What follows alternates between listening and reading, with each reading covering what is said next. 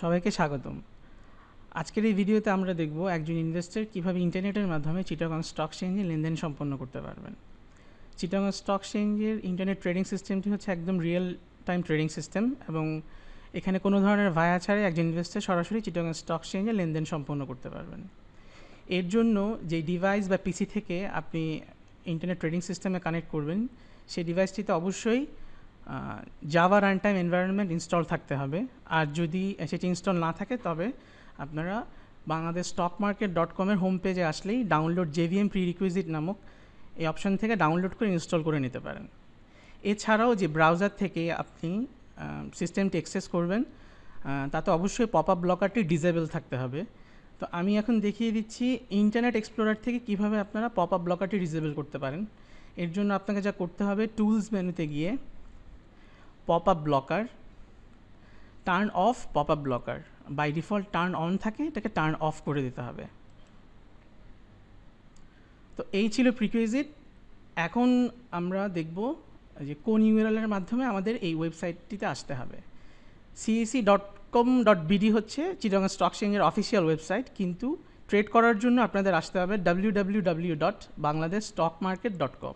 আমি আবার বলছি, ট্রেড করার জন্য যে ওয়েবসাইট সেটি হচ্ছে www.bangladeshstockmarket.com।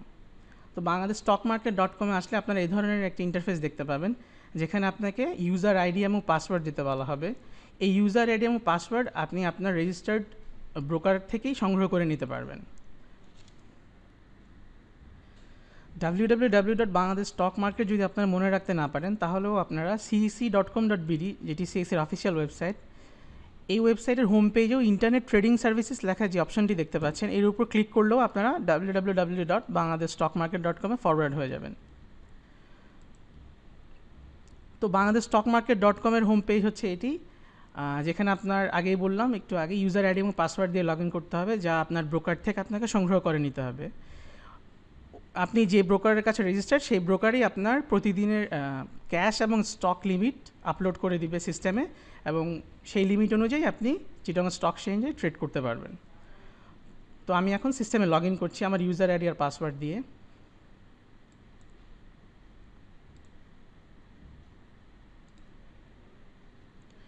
লগ ইন করার পর এই হচ্ছে আপনার জন্য হোম পেজ,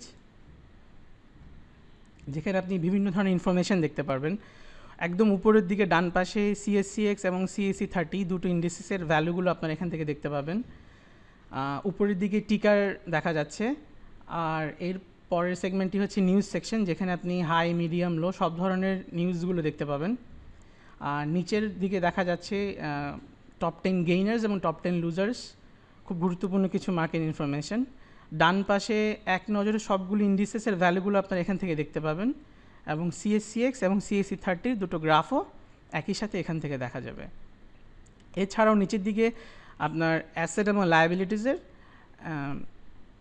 একটা দৃশ্য আপনি এখান থেকে দেখে নিতে পারেন। তো ট্রেড শুরুর আগে আমরা এখন দেখে নিই যে আজকের দিনে আমার জন্য ব্রোকার কী পরিমাণ স্টক এবং ক্যাশ লিমিট আমাকে দিয়েছে। তো সেটি দেখার জন্য আপনাকে যা করতে হবে, আপনাকে মেনু থেকে অ্যাকাউন্টসে গিয়ে মার্জিন অ্যান্ড লিমিটসে ক্লিক করলে আপনি ওই দিনের জন্য ডান পাশের লিমিট সেগমেন্টটি হচ্ছে ওই দিনের জন্য ব্রোকার কর্তৃক নির্ধারণ করে দেওয়া আপনার জন্য বাইং পাওয়ার। আর একইভাবে আপনারা স্টক স্টেটমেন্ট দেখতে চাইলে ওই দিনের অ্যাকাউন্টসে গিয়ে স্টক স্টেটমেন্টে ক্লিক করলে ওই দিনের জন্য স্টক স্টেটমেন্টটা শো করবে, এবং নিচের দিকের ম্যাক্স এভেল CAC পোর্শনটি হচ্ছে ওই দিনের জন্য ব্রোকার কর্তৃক নির্ধারণ করে দেওয়া আপনার স্টক লিমিট।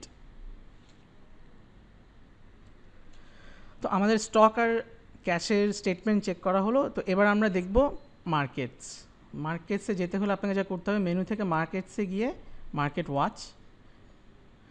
ওয়াচে ক্লিক করলে এখানে আপনারা ডিটেইল সবগুলো ইনফরমেশন দেখতে পারবেন, এবং আমরা দুটো ওয়াচ লিস্ট আপনার জন্য ক্রিয়েট করে দিয়েছি। একটি হচ্ছে CAC 30 আর একটি হচ্ছে CSCX। এই দুটো হচ্ছে ডিফল্ট ওয়াচ লিস্ট। এছাড়াও চাইলে আপনি আপনার নিজের মনের মতো করে কাস্টম ওয়াচ লিস্ট ক্রিয়েট করে নিতে পারেন।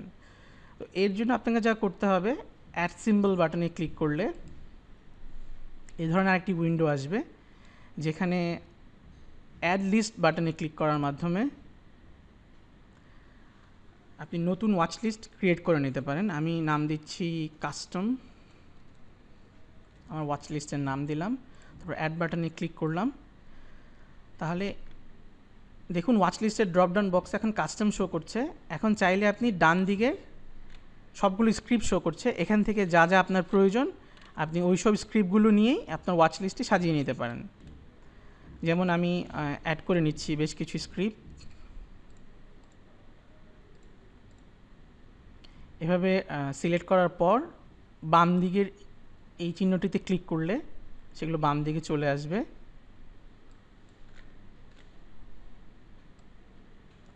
এরপর সেভ বাটনে ক্লিক করলে আপনার ওয়াচ লিস্টটি সেভ হয়ে যাবে। এখন দেখুন আপনার ওয়াচ লিস্টের অ্যাক্টিভ ওয়াচ লিস্টে কাস্টম ড্রপডাউন বক্সে চলে এসছে এবং কাস্টম সিলেক্ট করলে আপনি যে স্ক্রিপ্টগুলো শুধুমাত্র অ্যাড করেছিলেন ওই স্ক্রিপ্টগুলো এখানে দেখা যাবে। তো আসুন এখন আমরা দেখে নিই যে একটি স্ক্রিপ্টের ডিটেলস মানে বিবিও ডেপথ আমরা কীভাবে দেখব। মার্কেট ওয়াচ থেকে চাইলে আপনারা যে কোনো স্ক্রিপ্টের উপর ক্লিক করলে কোড অপশানে ক্লিক করার মাধ্যমে ওই স্ক্রিপ্টের ডিটেলসটা আপনারা দেখতে পারবেন, অথবা স্ক্রিপ্টের উপর ডাবল ক্লিক করলেও বিবিও ডেপথ উইন্ডোটি আপনাদের জন্য ওপেন হবে। এখানে 10th লেভেল প্রাইস ডেপথ ছাড়াও আরও অন্যান্য অনেক ইনফরমেশন আছে। টাইমের সাথে একটি গ্রাফ তো আছেই, এর সাথে নিচের দিকে আছে close price, open price, circuit breaker information, এছাড়াও আরও অন্যান্য অনেক ধরনের ইনফরমেশনসগুলো এখান থেকে আপনারা দেখে নিতে পারবেন। তো মার্কেটের ইনফরমেশনসগুলো দেখা হলো, তো এখন সময় হচ্ছে বাই সেল অর্ডার দেওয়ার। তো অর্ডার দুভাবে দেওয়া যায়।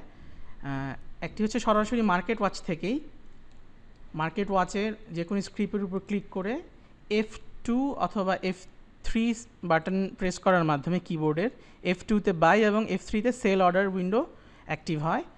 এবং চাইলে আরেকভাবেও করতে পারেন, যে কোনো একটি স্ক্রিপ্টের উপর ক্লিক করে বাই বা সেল এই অপশনে ক্লিক করার মাধ্যমে আপনার বাই এবং sell window order window active হবে। এবং আরেকভাবে অর্ডার দেওয়া যায় সেটা হচ্ছে বিবিও ডেপথ থেকে। তো সেটি আমরা দেখি নিই। বিবিও ডেপথে এসে আপনি যদি কোনো একটা প্রাইসের উপর ক্লিক করেন তার অপোজিট অর্ডার উইন্ডোটি অ্যাক্টিভ হবে। যেমন এখন আমি সেল প্রাইসের উপর ক্লিক করছি, তাহলে দেখুন নিচের দিকে আমার opposite by order window active হচ্ছে। আর যদি আমি বাই প্রাইসের উপর ক্লিক করি তাহলে নিচের দিকে দেখতে পাচ্ছেন যে সেল অর্ডার উইন্ডো অ্যাক্টিভ হচ্ছে। তো অর্ডার উইন্ডোতে এখনও আপনি কোনো কিছু এন্টার করতে পারছেন না, কারণ হচ্ছে নিচের দিকে দেখা যাচ্ছে ট্রানজ্যাকশন অথেন্টিকেশন এন্টার পাসওয়ার্ড নামক একটা অপশন দেখা যাচ্ছে। এই পাসওয়ার্ডটি হচ্ছে সেই পাসওয়ার্ড যে পাসওয়ার্ড দিয়ে আপনি লগ ইন করেছিলেন সিস্টেমে, এবং একবার লগ ইনের জন্য আপনাকে প্রথমবারই শুধুমাত্র অর্ডার দেওয়ার সময় পাসওয়ার্ডটি দিতে হবে। তো আমি পাসওয়ার্ডটি দিয়ে নিচ্ছি। দেখুন পাসওয়ার্ড দিয়ে যদি আমি সাবমিট দেই, পাসওয়ার্ড অথেন্টিকেটেড মেসেজ এসে আমার নিচের উইন্ডোটি অ্যাক্টিভ হয়ে যাচ্ছে। তো এখন আমি চলুন দেখিয়ে দিই কীভাবে একটি বাই বা সেল অর্ডার দিতে হয় সিস্টেমে। তো এখন আমরা আমাদের একটা টেস্ট এনভায়রনমেন্ট থেকে আপনাদেরকে অর্ডার দিয়ে দেখাচ্ছি। এই ছিল বিবিও ডেপথ। তো আমি সেল অর্ডারের উপর ক্লিক করলে আমার নিচের দিকে একটি opposite by order window active হচ্ছে। এখানে আমি এখন কোয়ান্টিটি বসাচ্ছি, সাপোজ 100 কোয়ান্টিটি দিলাম, প্রাইস দিলাম 23 টাকা 20 পয়সা। তারপর এই বাই বাটনের উপর ক্লিক করলে আপনার কাছে ডাবল কনফার্মেশন হিসেবে সাবমিট আবার জানতে যাবে। তো সাবমিটের উপর ক্লিক করলে নিচের দিকে মেসেজ আসলো যে আপনার অর্ডারটা রিকোয়েস্টেড হয়ে গেল। তো এই অর্ডারটা আপনি চাইলে রিফ্রেশ দিয়ে এখান থেকেই দেখে নিতে পারেন যে আমরা দেখতে পাচ্ছি 100 কোয়ান্টিটি 23 টাকা 20 পয়সা বিবিও ডেপথ থেকে দেখা যাচ্ছে। অথবা চাইলে আপনি আপনার অর্ডার বুক থেকে অর্ডারের স্ট্যাটাসগুলো দেখে নিতে পারেন। তো দুভাবে আপনি অর্ডার বুক দেখতে পারেন। চাইলে সরাসরি উপরের দিক থেকে একেবারে উপরের দিকে অর্ডার বুকে ক্লিক করলে আপনার অর্ডারগুলো এখানে দেখা যাচ্ছে। আমি এর আগেও কিছু অর্ডার দিয়েছিলাম, তো ওগুলো সহ একেবারে শো করছে। তো দেখুন নিচের দিকে আমাদের 100 কোয়ান্টিটি 23 টাকা 20 পয়সা শো করছে। এবং এখান থেকে আপনি ডান পাশে আরও দুটি বাটন দেখতে পাচ্ছেন, এম এবং সি। এম দিয়ে মডিফাই এবং সি দিয়ে ক্যান্সেল।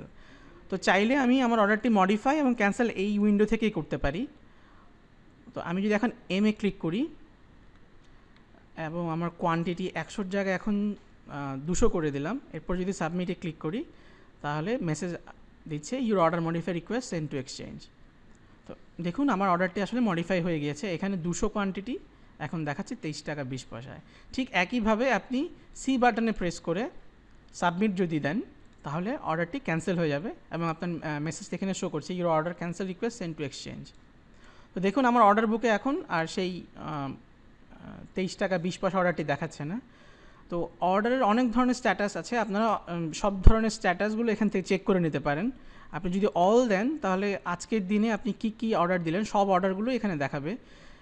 যেসব অর্ডার রিজেক্ট হলো বা যেগুলো ফিল্ড হয়ে গেল, যেগুলো ক্যান্সেল করলেন সবগুলো এখান থেকে দেখাবে। আর শুধুমাত্র যেসব অর্ডারগুলো অ্যাক্টিভ আছে তার ডান পাশে আপনি মডিফাই এবং ক্যান্সেল বাটনটি দেখতে পাবেন।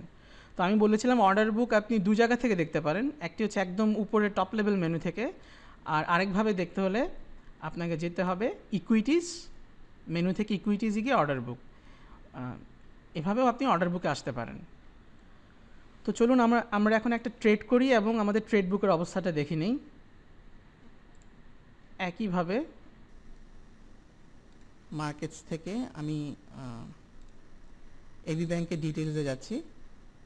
এখানে এসে আমি একটি সেল অর্ডার দিই এখন অপোজিট অর্ডার হিসেবে। তো আমি বাই অর্ডারের উপর ক্লিক করলে অপোজিট অর্ডার উইন্ডো অ্যাক্টিভ হয়ে যাবে। দেখুন এখন আর ট্রানজ্যাকশন অথেন্টিকেশন পাসওয়ার্ডটি চাচ্ছে না, কারণ একবার লগ ইনে প্রথমবারের অর্ডার দেওয়ার সময় শুধু ট্রানজ্যাকশন অথেন্টিকেশন পাসওয়ার্ডটি চাবে। তো আমি এই অর্ডারটি নিচ্ছি 90 কোয়ান্টিটি 23 টাকা 10 পয়সায়। এখন আমি সেল বাটনে ক্লিক করলে আবার দ্বিতীয়বার মতো সাবমিট বাটনে প্রেস করব এবং আমার অর্ডারের স্ট্যাটাস দেখতে পাচ্ছি। এখন যদি আমি রিফ্রেশ দিই দেখা যাচ্ছে বিবিও ডেপ থেকে সে অর্ডারটি চলে গিয়েছে। এবং দেখুন নিচের দিকে আপনার স্ক্রিনের নিচের দিকে আপনার কনফার্মেশন মেসেজগুলো জেনারেট হচ্ছে। তো ট্রেড বুক যদি দেখতে হয় তাহলে একইভাবে মেনু থেকে ইকুইটিসে যাবেন, ইকুইটিস থেকে ট্রেড বুকে ক্লিক করলে ওই দিনের জন্য আপনার ট্রেডগুলো এখানে দেখা যাবে। দেখুন আমার সবগুলো ট্রেড এখানে দেখাচ্ছে। একটু আগে যে অর্ডারটি আমরা নিলাম সেল অর্ডার 90 কোয়ান্টিটি 23 টাকা 10 পয়সা এখানে দেখাচ্ছে টাইম স্ট্যাম্প সহ। তো এতক্ষণ অর্ডার দেওয়ার জন্য আমরা আমাদের টেস্ট এনভায়রনমেন্টে ছিলাম, এখন আমরা আবার লাইভ এনভায়রনমেন্টে ফেরত এসেছি। তো অর্ডার এবং লেনদেন করা ছাড়াও আপনারা আরও বেশ কিছু মার্কেট ইনফরমেশন এখান থেকে দেখতে পাবেন। যেমন গুরুত্বপূর্ণ কিছু মার্কেট স্ট্যাটিস্টিক্স দেখতে হলে আপনাদেরকে যা করতে হবে মার্কেটস মেনু থেকে মার্কেটসে গিয়ে মার্কেট স্ট্যাটিস্টিক্সে ক্লিক করলে আপনারা এখানে অনেক ধরনের ইনফরমেশনগুলো দেখতে পাবেন, যেমন top 10 gainer losers, top 10 by volume. এছাড়াও এর সাথে সাথে বেশ কিছু চার্টও এখান থেকে দেখে নিতে পারবেন। ড্রপ ডাউন বক্স থেকে সিলেক্ট করলে চার্টটিও সেভাবে চেঞ্জ হয়ে যাবে। আর আপনি যদি আপনার পাসওয়ার্ডটি চেঞ্জ করতে চান তাহলে আপনি খুব সহজেই সেটি এখান থেকে করতে পারেন। এর জন্য আপনাকে যা করতে হবে মেনু থেকে প্রোফাইলে গিয়ে চেঞ্জ পাসওয়ার্ডে গেলে এখানে আপনার বর্তমান পাসওয়ার্ডটি দেওয়ার পর নতুন পাসওয়ার্ড দিয়ে সাবমিট দিলেই আপনার পাসওয়ার্ডটি চেঞ্জ হয়ে যাবে। তো আমাদের এই সিস্টেম দিয়ে আপনি লেনদেন সম্পন্ন করতে হলে আগেই বলেছিলাম যে ন্যূনতম 512 kbps ইন্টারনেট ব্যান্ডউইথের প্রয়োজন। যদি সেই ব্যান্ডউইথ আপনার না থাকে তাহলে আপনাকে যা করতে হবে আপনি মার্কেট ওয়াচের এই স্ট্রিমিং অপশনটি আনচেক করে দেবেন। তাহলে এটা করাটা আসলে যা হবে আপনাকে তখন প্রত্যেকবার আপডেটের জন্য রিফ্রেশ দিতে হবে পেজ। আর যদি আপনার ব্যান্ডউইথ 512 kbps বা তার চাইতে বেশি থাকে তাহলে আপনি স্ট্রিমিং অপশনটি যদি চেক দিয়ে রাখেন তাহলে আপনাকে বারবার রিফ্রেশ করার ঝামেলা করতে হবে না, যেতে হবে না, এবং automatic real time data streaming হতে থাকবে বা আপডেট হতে থাকবে। তো এই ছিল আজকের টিউটোরিয়াল। চিটাগং স্টক এক্সচেঞ্জের এই ইন্টারনেট ট্রেডিং সিস্টেম নিয়ে আপনাদের যে কোনো ধরনের কোনো কোয়েরির জন্য আপনারা সরাসরি চিটাগং স্টক এক্সচেঞ্জে যোগাযোগ করতে পারেন। ধন্যবাদ সবাইকে।